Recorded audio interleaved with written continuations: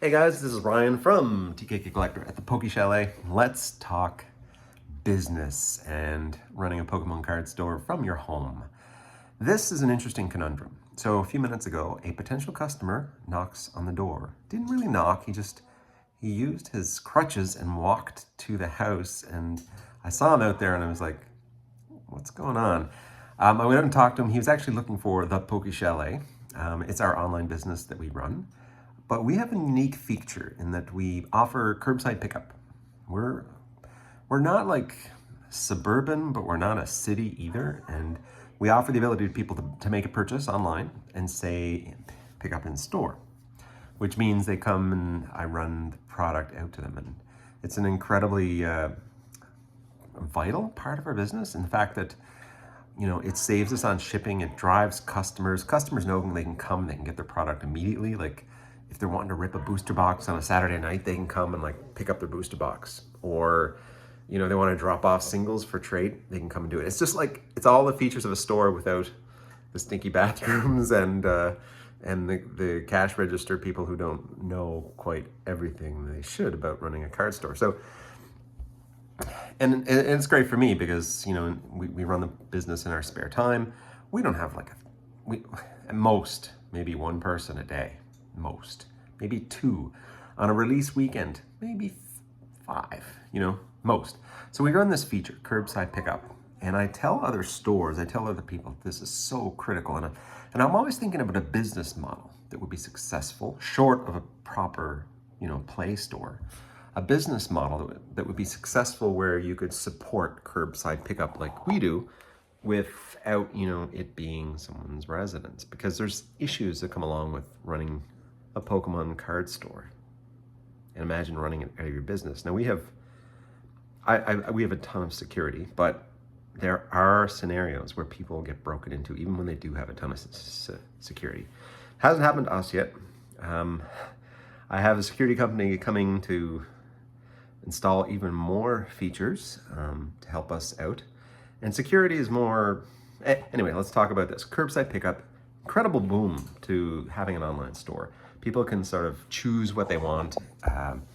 They can run over and pick it up. And as a homebody, someone who is here all the time, it's incredibly convenient for people. And it works for me. Like the fact that I don't have to run, or I don't have to box up and ship something or spend $20 to ship something across town. It's incredibly useful. Now, people in my neighborhood still order, and I still mail stuff. I'll mail stuff to it's a 20-minute drive downtown. They'll choose mail, even though we also have delivery.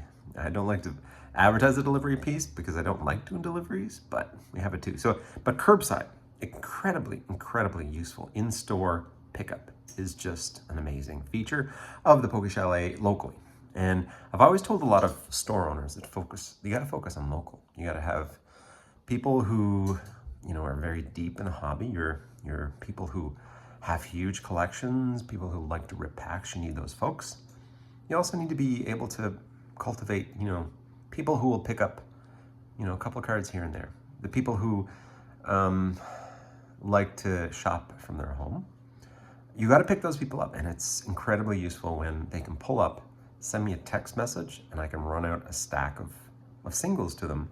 And whether it's for their deck, whether it's for the binder, it's incredibly useful. So brings me to another interesting conundrum.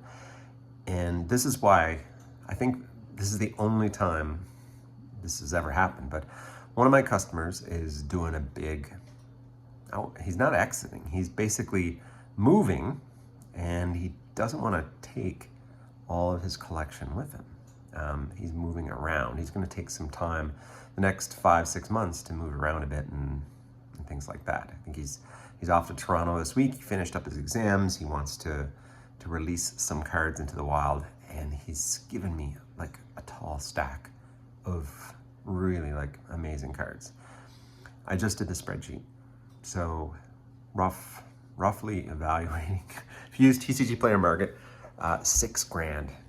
Now, scale-wise, if I go forward with this trade-in, with this purchase, it'll be the biggest not distributor, but the biggest business to consumer transaction I've done with someone, such that, would I get $6,000 worth of like singles, and you guys know I love singles.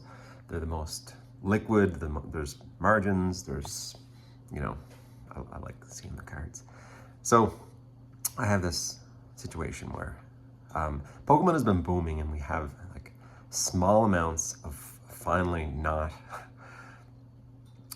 money owed. We have small amounts of money. So the question I've brought myself into, or I'm into, is, do I take the cash on hand and buy this collection, or do I push back and say, I can't do it?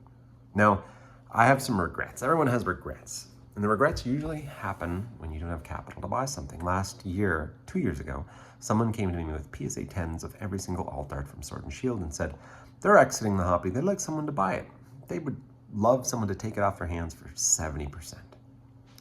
I did not have the cash on hand at that point to take that Sword and Shield PSA 10 bulk lot off their hands. That would have been like a really good, those cards would have sold. They would have, stonked and all that fun stuff. It would have been a good thing, but didn't have the capital. Now, today, can I buy $6,000 worth of singles? Maybe. Barely. Would I have to, anyway, I have this decision. Do I take the singles? And the whole the whole trade war, global tariff conundrum is crazy. I'm still swamped in terms of non-Pokemon business stuff. So work has been extremely busy, but really interesting, really, I've been useful at work. Useful at work is a really key thing in deriving happiness from work. And also at home, we're finally getting close to finishing our renovation, where we actually added a proper master bedroom and a hobby room for me. I hope it's a hobby room for me. It might not be I think it might also be an exercise room for my wife, but that battle is yet to come. But I have that situation. Do I continue to take a big risk in Pokemon?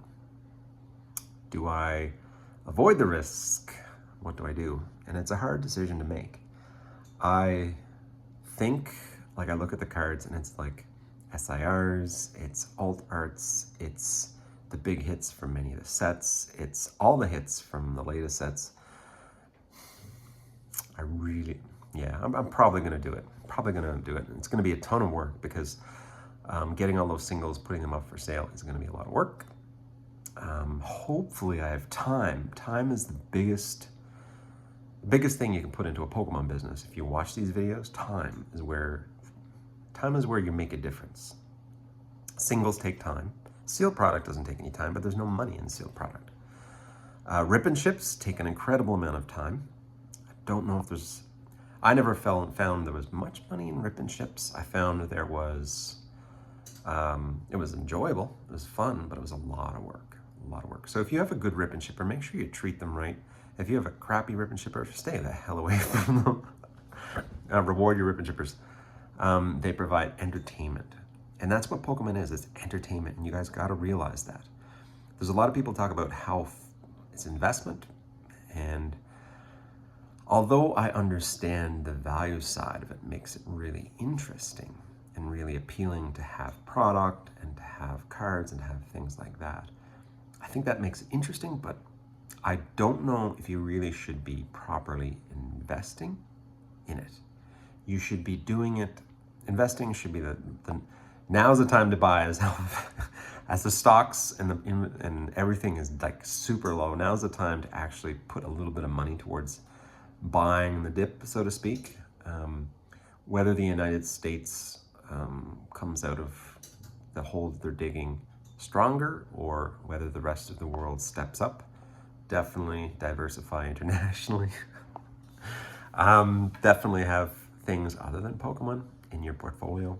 Geez, even gold.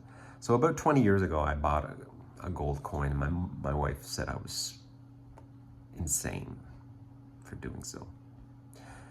But I think I paid $900 for it, $900, and I think the last time I looked, gold was like $1,600 for an ounce. So it was just like a little. Would I have been better putting it into like the stock market? Maybe, but you don't always want to put all your eggs in your own basket, and sometimes you want to make mistakes like buying gold. It was an interesting mistake where I didn't get hurt too much, but I got to do something I wanted, and it didn't turn out horribly. And I think that's what Pokemon is like. You get to buy stuff you want, you get to participate, and so far, people have been rewarded, but even if you're not, you have to at least consider the fact that you were enjoying it while you're doing it, and maybe some of it can be offset. Maybe it would have been better if you bought that property down the street and rented it. Maybe, but you have to be confident that decisions you made are part of life. Decisions that you do are part of life and part of learning, and they make you who you are. So anyway, this is a kind of a rambling, ranting video. I hope you guys enjoy this video. The food is almost ready here at the Poke Chalet. I'm gonna have a lot of singles work to do. I really hope to finally have my setup within the next month.